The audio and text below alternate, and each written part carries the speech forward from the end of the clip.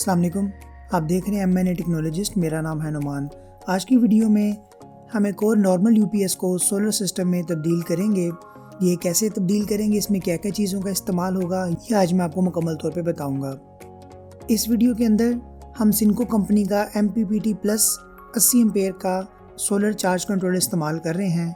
इस solar charge controller के अंदर हाइब्रिड की ऑप्शन भी मौजूद है। हाइब्रिड क्या चीज़ है ये मैं आपको आगे बताता हूँ। तो आइए जी ऊपर से स्टार्ट करते हैं। इसके साथ हमने 2 पैनल्स का इस्तेमाल किया है। 2 पैनल यानी कि 2 पैनल को आपस में सीरीज़ में मिलाया हुआ है। तो आप देख लीजिए डबल साइड पैनल है, न्यू टेक्नोलॉजी के डबल साइड पैनल है और इन दोनों पैनल को हमने आपस में सीरीज़ में मिलाया हुआ है ताकि इन दोनों के वोल्टेज ऐड हो जाए। बाकी अगर एक पैनल की मैं आपको स्पेसिफिकेशन बताऊं तो आप देख लीजिए एक पैनल हमारा 450 वाट का है। जब 2 पैनल आपस में मिलेंगे तो हमारा ये 900 वाट बन जाएगा। एक पैनल हमें 49 वोल्ट देता है। 2 पैनल जब सीरीज़ में मिलेंगे तो तकरीबन 99 वोल्ट बन जाएंगे।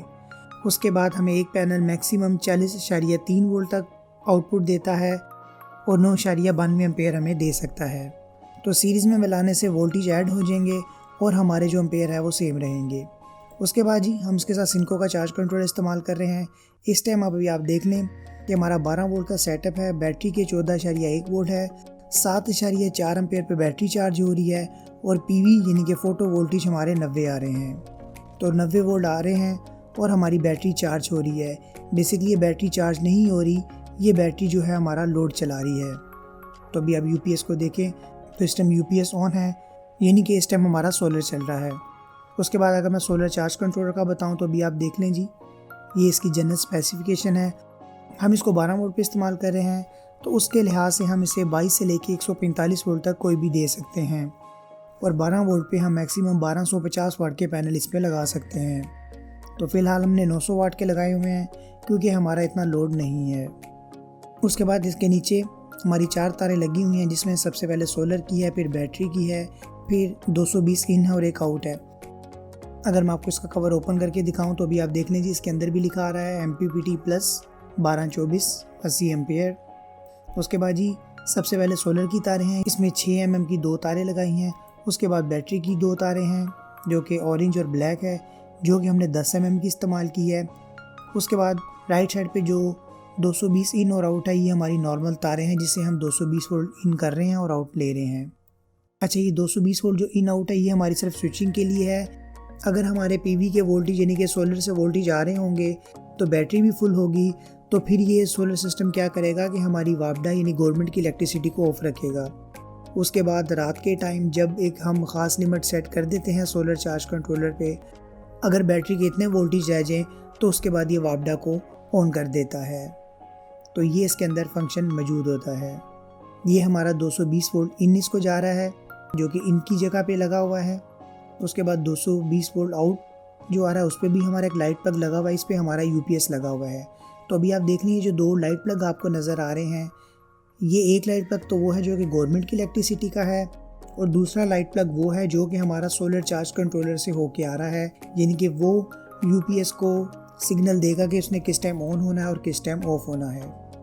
उसके बाद जो 6 mm की सोलर से तार आ रही है उस पर DC ब्रेकर लगा हुआ है, क्योंकि DC ब्रेकर लगाना ज़रूरी है क्योंकि इस चार्ज कंट्रोलर के अंदर ऑटो डिटेक्ट की ऑप्शन मौजूद है कि 12 और 24 यानी कोई बटन इसमें नहीं लगा हुआ। सबसे पहले हमें बैटरी के टर्मिनल लगाने पड़ते हैं। जब बैटरी के टर्मिनल लग जाते हैं इसको पता चल जाता है कि 12 वोल्ट की है, उसके बाद हम पीवी को ऑन करते हैं।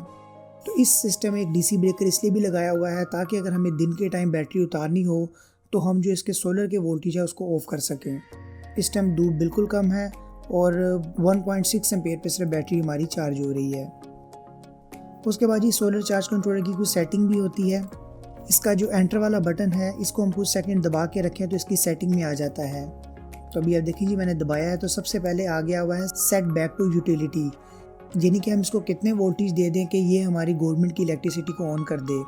तो इस टाइम बाय डिफ़ॉल्ट 11.8 है। मैं इसको फ़िलहाल कर देता हूँ ताकि बैटरी में हमारा बैकअप रहे। उसके बाद मैं दोबारा दबाता हूँ तो ये लिखा आ रहा है सेट बैक टू सोलर, कि आपके बैटरी के कितने वोल्टेज हो जाएं उसके बाद ये सोलर को ऑन कर दे, यानी कि आपकी गवर्नमेंट की इलेक्ट्रिसिटी को ऑफ कर दे और सोलर से चलाए। तो ये बाय डिफ़ॉल्ट 13.5 वोल्ट आ रहा है।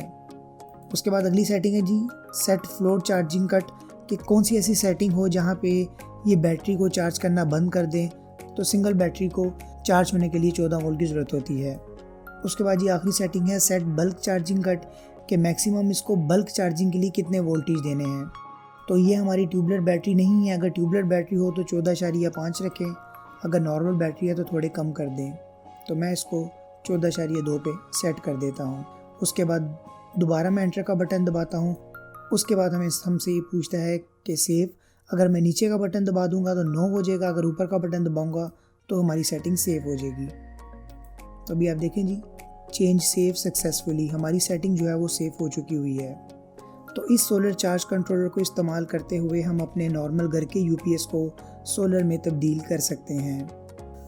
बाकी अगर इसमें टोटल ख़र्चे की बात करूं तो पाकिस्तान में जनवरी 2023 में 1 लाख रुपए का ख़र्चा आया है।